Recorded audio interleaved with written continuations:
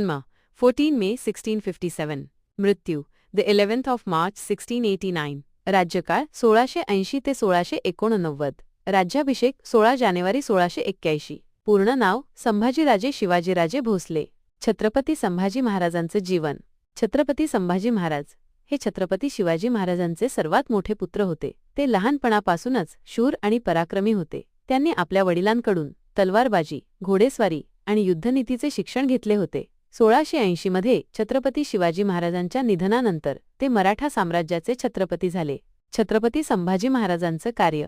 छत्रपती संभाजी महाराजांनी आपल्या वडिलांच्या स्वराज्याच्या स्वप्नाला पुढे नेण्यासाठी अनेक लढाया केल्या. त्यांनी मुघलांशी अनेक युद्धे केली आणि त्यांच्या साम्राज्याचा विस्तार केला. त्यांनी अनेक किल्ले जिंकले आणि मराठा साम्राज्याची सत्ता मजबूत केली. छत्रपती संभाजी महाराजांचं बलिदान. छत्रपती संभाजी महाराजांना मुघलांनी 11 मार्च 1689 रोजी पकडले आणि त्यांचा अत्यंत निर्घृणपणे वध केला. त्यांनी आपल्या धर्मासाठी आणि स्वराज्यासाठी बलिदान दिले. हर हर महादेव.